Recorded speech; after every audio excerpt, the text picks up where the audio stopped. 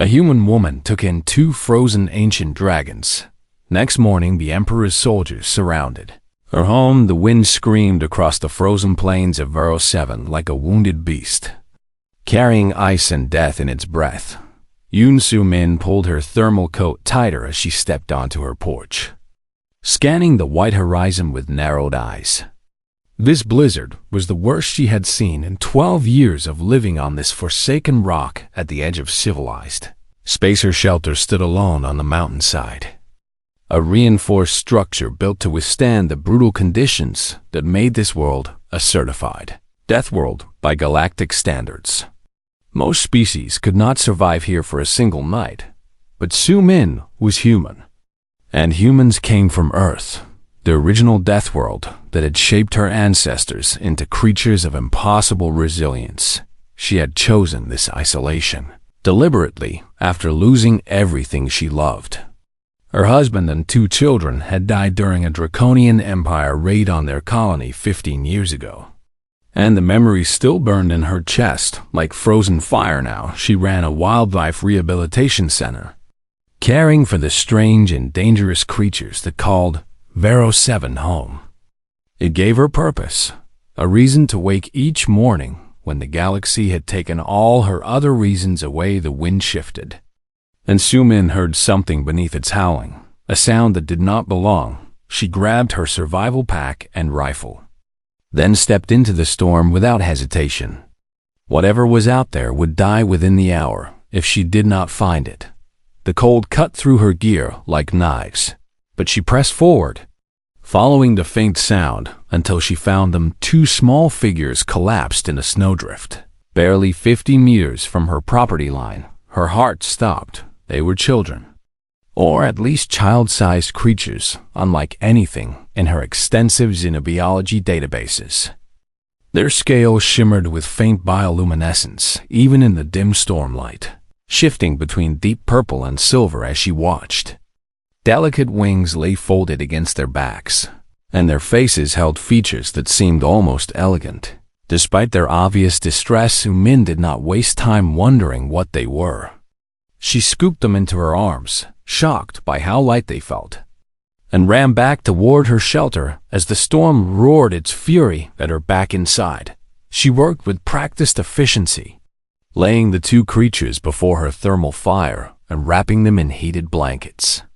Their body temperatures were dangerously low, and ice crystals had formed along their delicate wing membranes. She treated their wounds, cuts, and burns that suggested violence rather than accident, and monitored their vital signs through the night as the blizzard raged outside. Hours passed, and slowly their conditions stabilized. Their scales began to glow brighter, pulsing with inner warmth, and their breathing steadied into a peaceful rhythm. Soo-min sat back in her chair and studied them properly. For the first time they appeared young, perhaps equivalent to human children of 8 or 10 years. One was slightly larger than the other, with scales that shifted toward deep violet, while the smaller one displayed colors closer to silver and white. Both had small horns curving back from their foreheads and eyes that remained closed but seemed to flicker beneath their lids with dreams. Something about their appearance nagged at her memory, and she pulled up her research archives on her console. Searching through files she had collected over years of studying alien species, what she found made her blood run cold. Ancient dragons, beings of legend that the Draconian Empire had worshipped as gods for millennia before their mysterious extinction 10,000 years ago. The images in the historical records matched these children perfectly, from the distinctive horn patterns to the bioluminescent scales that no modern Draconian possessed. But ancient dragons were extinct. Every scientist in the galaxy agreed on this fact, yet 2 of them lay sleeping before her fire. Very much Olivia Soo-min's hands trembled as she processed this impossible discovery. But before she could decide what to do, her communication array beeped with an incoming signal, encrypted military transmissions on Draconian frequencies. She switched to her external sensors and felt her stomach. Dropships were entering orbit above Vero 7. big ships bearing the crimson markings of the Emperor's personal fleet. They descended through the storm clouds like predators emerging from darkness, their weapons arrays already charged and scanning. How had they found these children so quickly, and what did they want with them? Su-min looked at the two young dragons sleeping peacefully by her fire, then at the approaching warships on her screen. Whatever was about to happen, she knew with absolute certainty that these children had been running from something terrible. The first transport touched down 300 meters from her shelter, and soldiers began pouring out into the snow, their armor gleaming with imperial insignia. They moved with the precision of hunters who expected easy prey. Su-min checked her rifle and set it aside. Weapons would not help her against an army, but she had something else. Something the Draconians always underestimated. She had the stubbornness of a human mother who had already lost 2 children and refused to lose any more. Dawn broke over the frozen mountains as the soldiers took their positions, surrounding her home with weapons pointed at every door and window. The smaller dragon stirred, opening eyes that glowed like liquid starlight, and looked up at Su-min with an expression of ancient sorrow and desperate hope. "Please," the child whispered in perfect galactic common, "do not let them take us." Su-min knelt beside the young dragon and took her small clawed hand in her own weathered palm. "What is your name, little one?" "Iziel," the dragon answered, "and my brother is Jim. We are the last of our kind, and the Emperor wants us dead. Outside." A voice amplified by military speakers cut through the morning air, demanding her immediate surrender. Su-min smiled grimly and squeezed Iziel's hand. "Then the Emperor will be disappointed? Because I do not surrender what I have chosen to protect." A human woman took in 2 frozen ancient dragons. Next morning, the Emperor's soldiers surrounded her home commander Varric Thal, stepped through the snow with the confidence of a predator who had never known defeat. His crimson armor gleaming beneath the pale morning sun as 50 soldiers maintained formation behind him. He was tall even by Draconian standards, his scales dark as dried blood and his eyes burning with cold ambition. He had served the Emperor for 3 decades and eliminated countless threats to the throne. But this mission was different. This mission would secure his legacy forever. Human dwelling before him looked pathetically fragile, a small structure of metal and stone clinging to the mountainside like a frightened animal. Inside waited 2 creatures whose deaths would guarantee his position at the Emperor's right hand for the rest of his days. "Human," he called through his amplifier, his voice echoing across the frozen landscape. "You have 30 seconds to open your door and surrender the specimens in your possession. Failure to comply will result in your immediate termination." The door remained closed. Varric felt irritation flicker through his chest. Humans were supposed to be intelligent enough to recognize hopeless situations. Yet this one seemed determined to test his patience. He signaled his soldiers to advance, and 20 warriors moved toward the shelter with weapons raised, then stopped as the door finally opened. A human woman stepped onto the porch, and Varric studied her with mild surprise. She was unremarkable by most standards, her dark hair streaked with gray, and her face weathered by years of harsh living. But something in her stance spoke of steel rather than submission.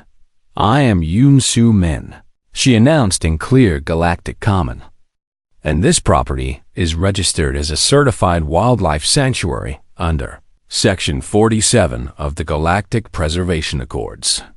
Any creature under my care is protected by interstellar law, and you have no authority to remove them."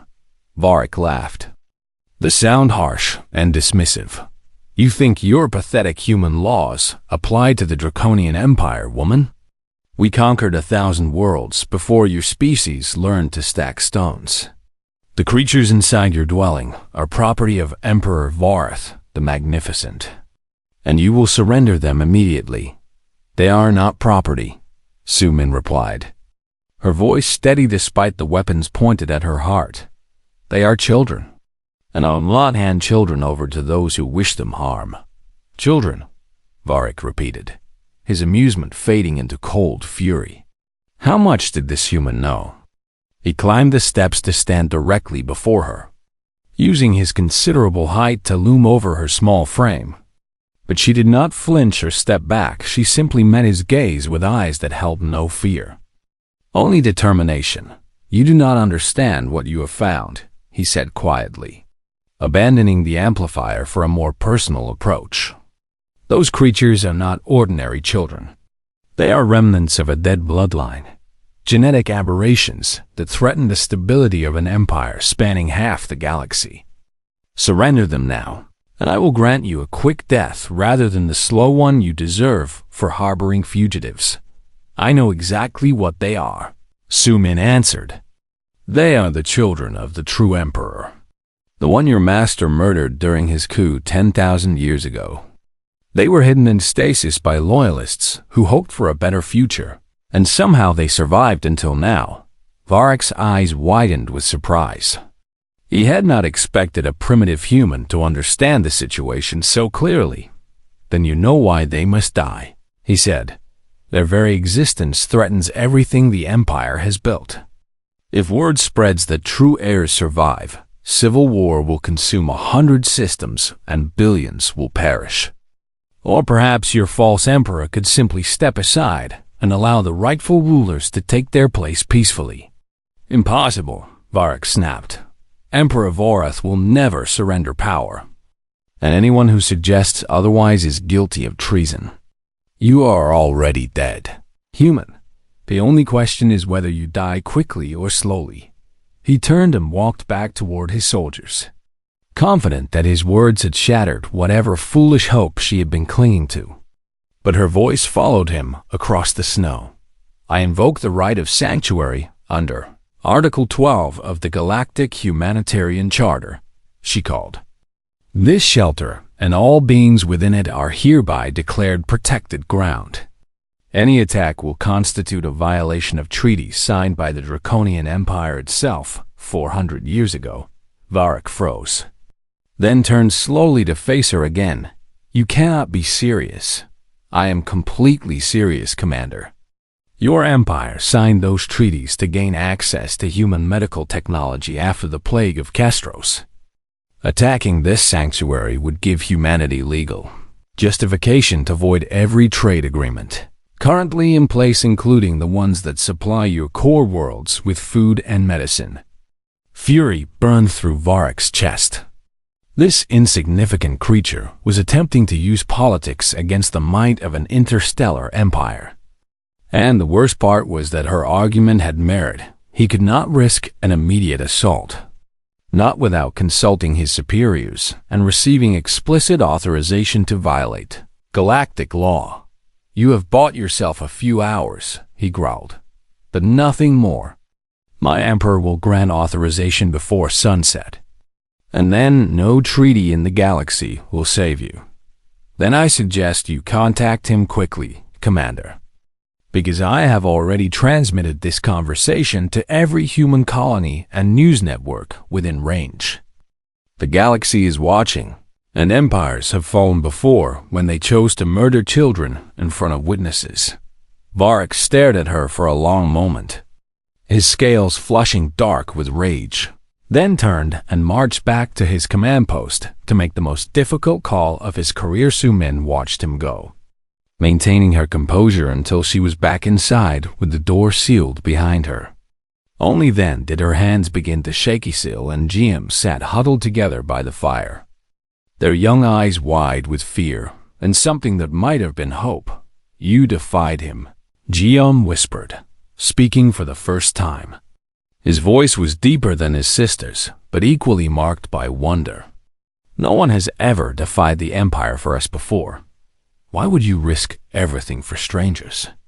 Isiel asked, her starlight eyes searching Su-Min's face for answers. Su-Min knelt before them both and gently touched their cheeks with her calloused hands. Because you were cold and scared and alone. And because I know what it feels like to have no one willing to fight for you. I lost my own children long ago, and I swore that I would never stand by while innocents suffered if I had the power to help. But he will return, Jiam said, and he will bring fire and death with him. Perhaps, Sumin admitted. But until that moment comes, you are safe here, and I will protect you with everything I have. That is what humans do for family. We are not your family, Isiel said softly. Confusion coloring her voice, Sumin smiled. The expression warm despite the tears gathering in her eyes. You are now. A human woman took in 2 frozen ancient dragons. Next morning, the Emperor's soldiers surrounded her home. The power died 3 hours after sunset, plunging the shelter into darkness as the heating systems went silent. Sumin had expected this.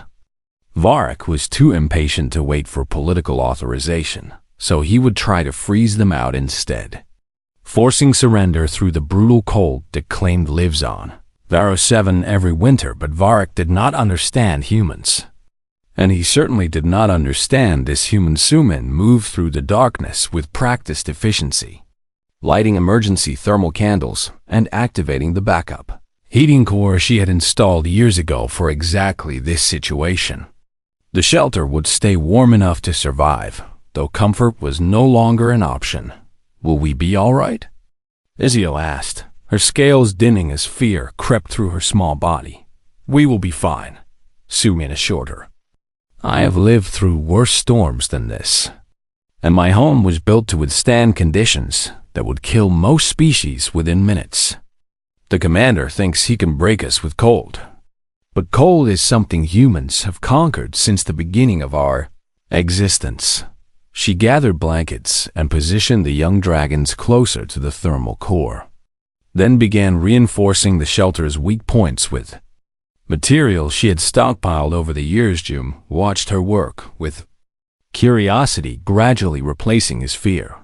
You move like a warrior preparing for battle, he observed. Yet, you carry no weapons. The best battles are won without weapons, Sumin replied, sealing a window with thermal foam. And I have no desire to kill unless absolutely necessary. Those soldiers outside are following orders from a corrupt emperor. But that does not make them evil, it makes them tools. And tools can be turned aside without being destroyed. Our father believed the same thing, Isiel said quietly, her voice carrying the weight of ancient grief. He refused to use his full power against the usurper's forces because he did not want to harm those who had been deceived. His mercy cost him everything. Sumin paused in her work and turned to face the young dragon. Tell me about him, if you wish. Tell me about your parents and your life before all of this. The siblings exchanged glances. Then Jiam began to speak. His words slow at first, but gaining strength as memories long suppressed came flowing back. Our father was Emperor Sareth the Gentle, beloved by all who served him. Our mother was Empress Myrae, whose wisdom guided the empire through 3 centuries of peace. They were not warriors. They were healers and teachers who believed that strength came from compassion rather than conquest. The usurper was father's cousin, Isiel continued, her starlight eyes growing distant. Voreth, the ambitious, who believed the empire had grown weak under gentle rule. He gathered those who wanted war and expansion, and when the time came, he struck without warning. We were barely hatched when it happened, Jiam said. Too young to remember our parents' faces. Too young to understand why we were taken from our home and hidden in a frozen vault beneath a dead world. The loyalists who saved us said we would sleep until the galaxy was ready for true rulers again. 10,000 years, Isiel whispered. We slept for 10,000 years while everything we knew turned to dust and legend. When we finally woke, there was no one left who remembered the truth. No allies waiting to restore us, only hunters sent by an emperor who had erased our very existence from history. Sumin felt her heart break for these ancient children who had lost everything before they were old enough to understand what they had. How did you end up on Varro 7? She asked gently. We were fleeing a hunter ship, Jiam explained. Our escape pod malfunctioned and brought us here. We crashed in the mountains and walked for days through the storm, hoping to find shelter before the cold claimed us. And then you found us, Isio said, looking at Su-min with wonder. A human woman living alone on a frozen world, who opened her door to strangers and gave us warmth when we had known only cold for so long. Su-min crossed the room and embraced them both, feeling their small bodies tremble against her own. You are not alone anymore, she promised. Whatever happens next, you will face it with someone who cares about you standing by your side. The moment was shattered by an explosion that rocked the shelters.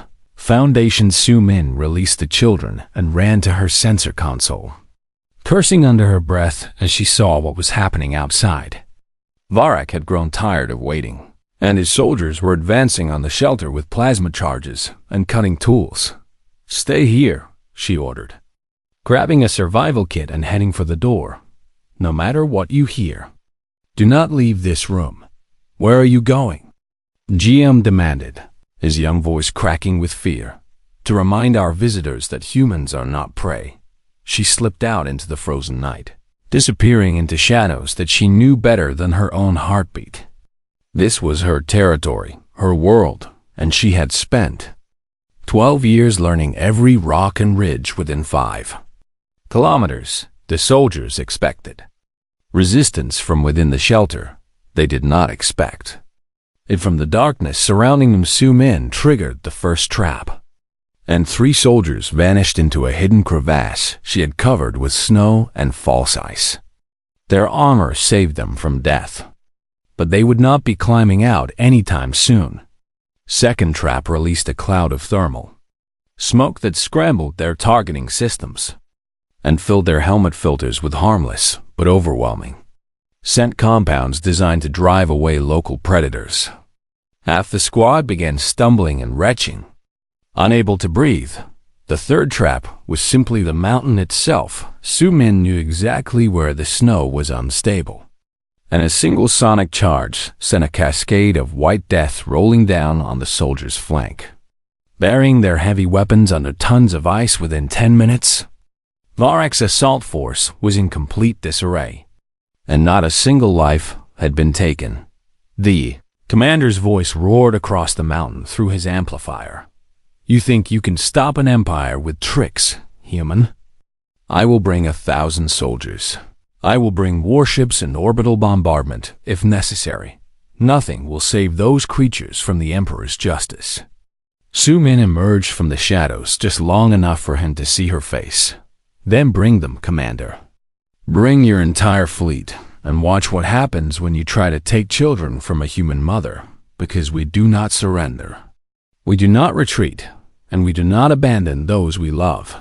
She vanished back into the night, leaving Varak standing in the snow with fury burning through his ancient blood inside the shelter. Isio and GM waited in terrified silence until the door opened and Su-min stepped back inside, frost coating her hair and exhaustion heavy in her bones. You survived, Isio breathed, relief flooding her voice. Of course I survived, Su-min said, managing a tired smile. I am human, and this is what we do. Then let us help you, GM said suddenly, his scales beginning to glow with inner light. You have given us everything, now let us give you something in return. What do you mean? The young dragon's eyes met hers with an intensity that belied his childlike appearance. Ancient dragons can bond with protectors, sharing our strength with those who prove worthy. You have proven yourself 100 times over. Su-min, will you accept our gift? A human woman took in 2 frozen ancient dragons. Next morning, the Emperor's soldiers surrounded her. 3 Imperial warships descended through the clouds like iron gods of destruction, their weapons arrays glowing with enough firepower to reduce the entire mountain to ash and memory. Commander Varak stood at the edge of his command post, watching the reinforcements arrive with grim satisfaction. The human woman had humiliated him once, but she would not do so again. Level the structure, he ordered his communications officer. Kill everything inside and confirm the specimens are eliminated. I want visual proof for the Emperor before sunrise. Commander, the officer replied hesitantly. We are receiving transmissions from multiple sources, human colonies. Across 3 sectors are broadcasting warnings that any attack will be considered an act of war against humanity. Varek dismissed the concern with a wave of his clawed hand. Humans are scattered and weak. They control perhaps 200 worlds compared to our thousands. Their threats are meaningless, but even as he spoke, his sensors detected something that made his blood run cold. Additional ships were dropping out of hyperspace. Ships bearing the distinctive markings of Draconian, noble houses that had remained silent since the usurpation. The Loyalists had found the true heirs. This changes nothing, Varek snarled. Though uncertainty had crept into his voice, we still outnumber them. And the Emperor's authority is absolute. His warships opened fire, and the mountain exploded in cascading waves of destruction that turned night into blazing day inside the shelter. Su-Min felt the world shake around her as the bombardment began. The reinforced structure held against the first wave, but cracks were spreading through the walls, and she knew the second wave would breach the bunkers she had sealed the children inside. We cannot stay here, she said, her mind racing through options that were rapidly disappearing. Giselle and GM stood before her, their scales blazing with light that seemed to push back against the darkness of impending death. Then accept our bond, Isiel urged, and let us face this together as we were meant to. Su-Min hesitated for only a moment before nodding. There was no time for doubt, no room for fear. There was only the determination to protect these children at any cost. The young dragons pressed their small hands against her palms, and something ancient and powerful flowed between them like lightning. Made of starlight, Su-Min gasped as warmth flooded through her veins, pushing back the cold that had defined her life for so long. She felt their presence in her mind, not controlling, but sharing, supporting, lending her strength that had slumbered for 10,000 years, waiting for someone worthy to carry it when the second bombardment struck and the bunker walls finally shattered. Varek's soldiers poured through the breach, expecting to find corpses. Instead, they found a human woman standing before 2 glowing dragons, her eyes burning with silver fire, and her very presence radiating an authority that made them falter in their advance. She carries the bond, one soldier whispered, his weapon lowering despite himself. She carries the mark of the true blood.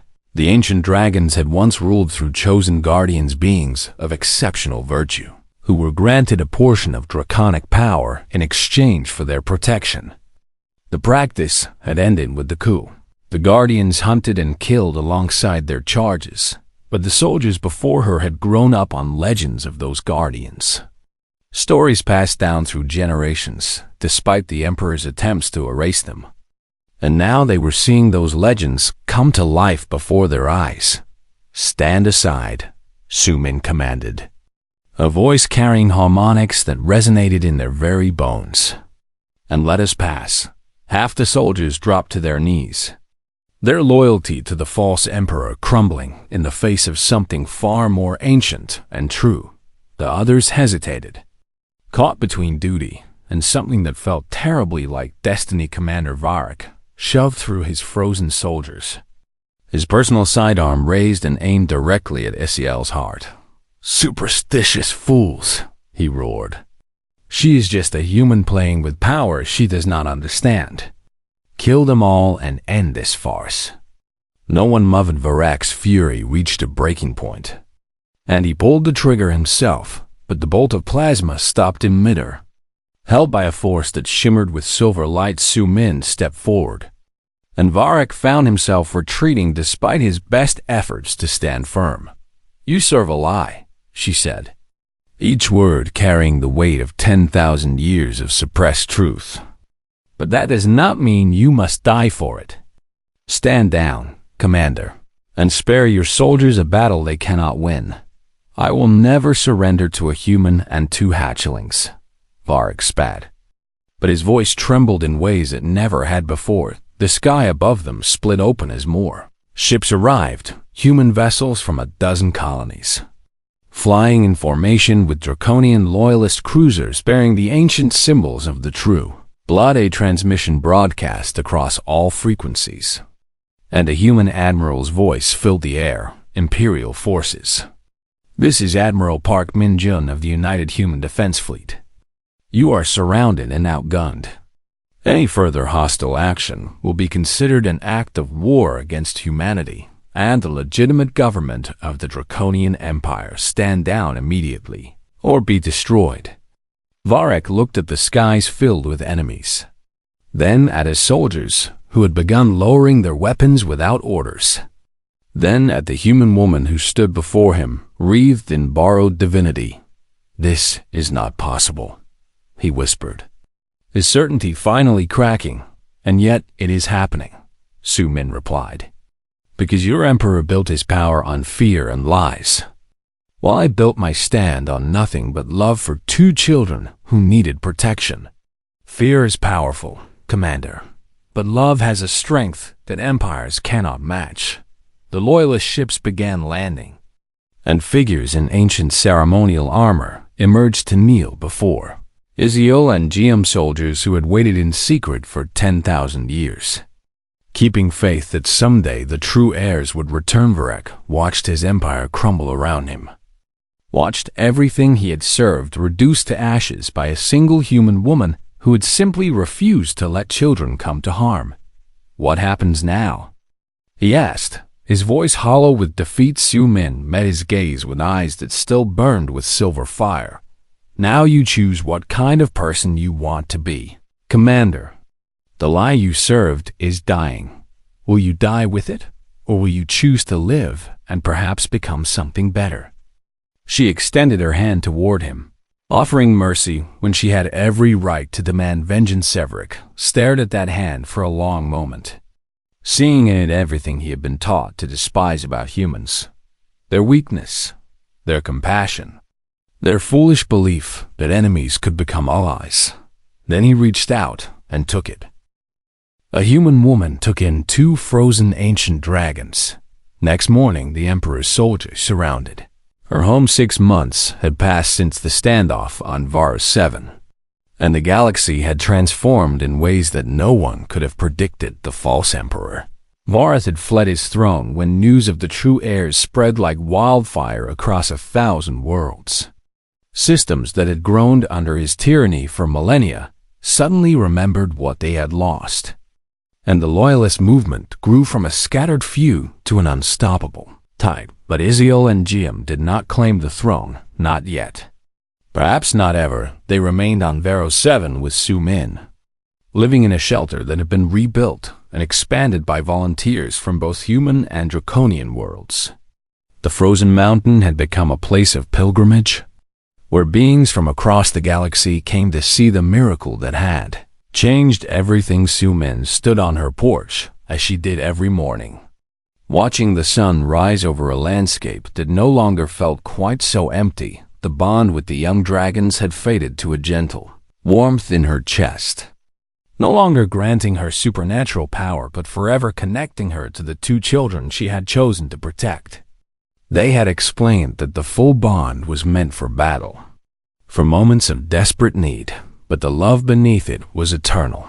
"Mother Su Min," Isiel called from inside the shelter, using the title she had adopted in the weeks after their rescue. "A ship is approaching from the north."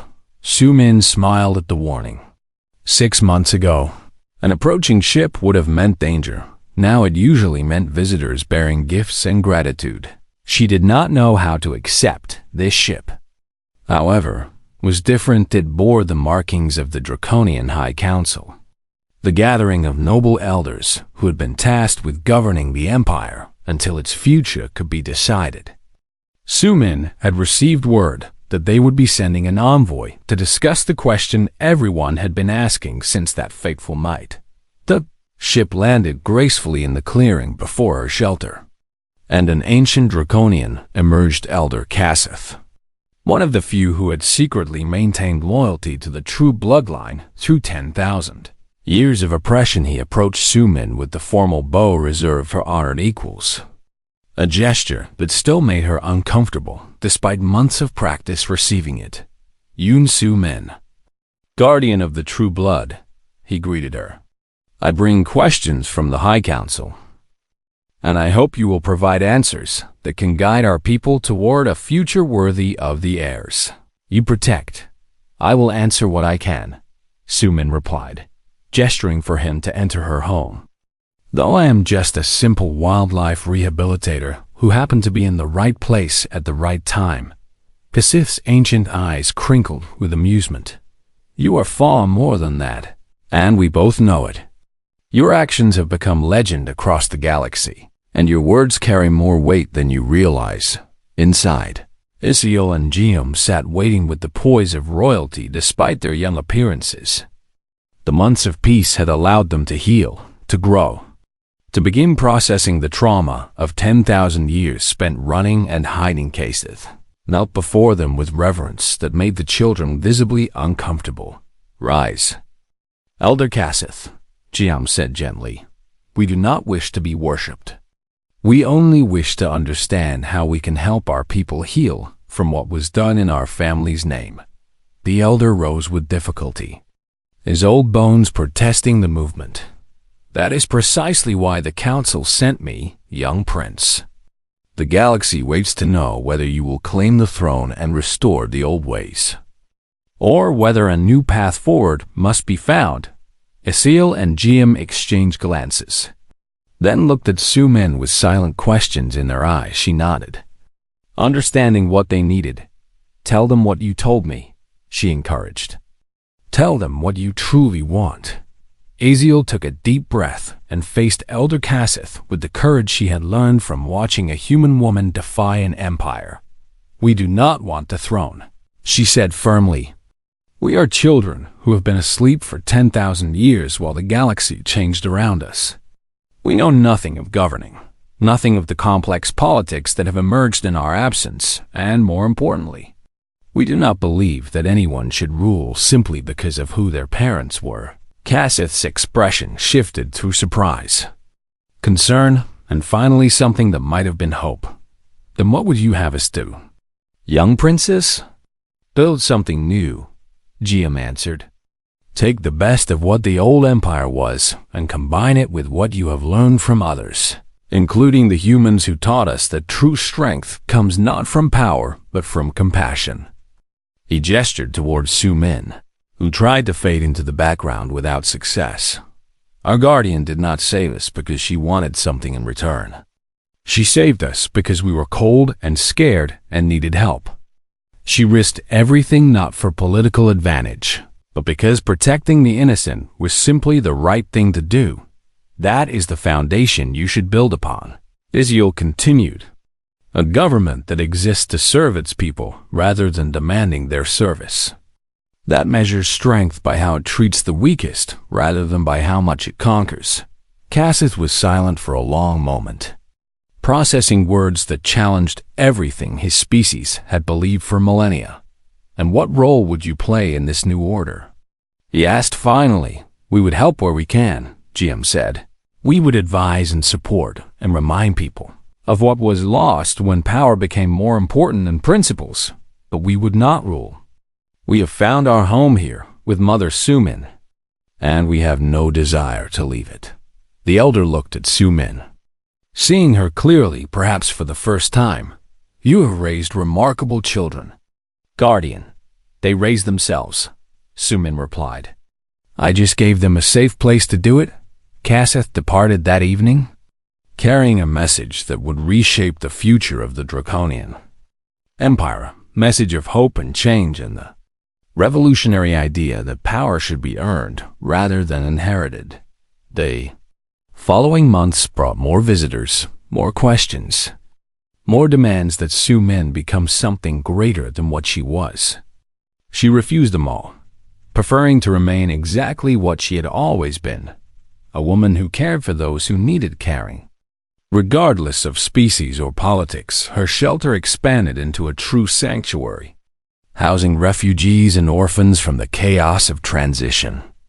Isiel and Jiam worked alongside her, learning the simple joy of helping others without expectation of reward one evening.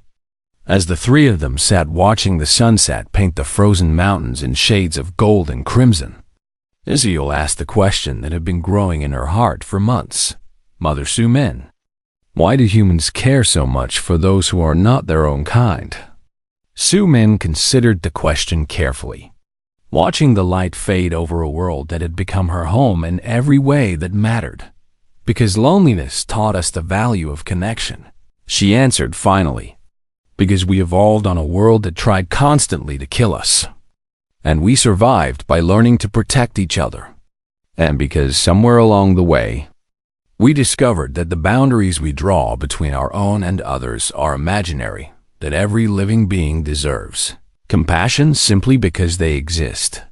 Jiam nestled against her side, his scales warm with contentment. Then perhaps that is the greatest gift humanity has given the galaxy, he said softly. Not technology or military power, but the simple truth that kindness is its own reward. Su-min smiled and held her children close as stars began to appear in the darkening sky. Perhaps it is, she agreed. And perhaps that is enough. The galaxy continued to change around them, empires rising and falling as they always had. But on a frozen mountain at the edge of civilized space, a human woman and two ancient dragons had built something that would endure far longer than any throne. A family forged not by blood, but by choice. By sacrifice, by love, and that made all the difference.